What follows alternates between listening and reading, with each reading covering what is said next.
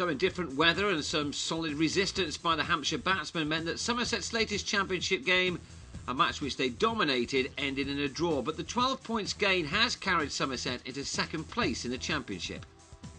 Resuming on 119 for 3, still 127 runs from making Somerset bat again, John Crawley and Liam Dawson continued their overnight resistance as they kept the bowlers at bay for the opening hour.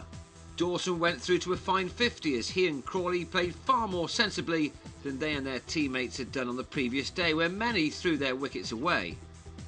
Somerset knew that with their lead being diminished that they were going to need early wickets to put pressure on the visiting batsmen. The problem was that sides are still very difficult to bowl out, even on the fourth day at Taunton. If anything, the wicket has tended to get better and better as the match has gone on this season.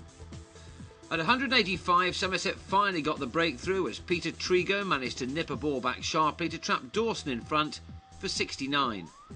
But that one wicket was not enough, and Justin Langer would have been hopeful that a new batsman would have brought a bit more pressure.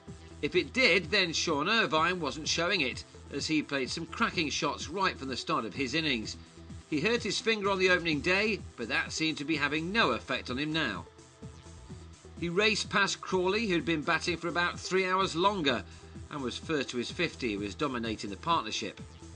Crawley did eventually crawl to his half-century. It was a typically obdurate knock from the hugely experienced player.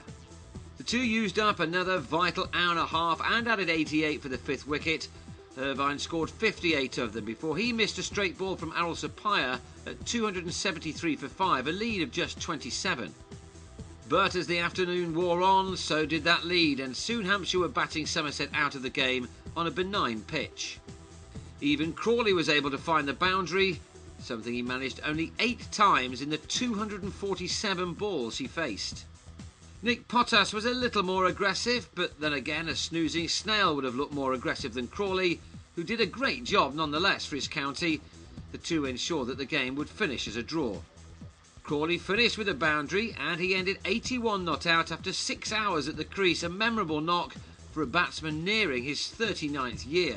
Potas finished on 49 when Hampshire ended the game on 357 for 5. So a draw was disappointing for a side which looked a good bet to win their 4th successive game, but the points still keep the pressure on Durham at the top.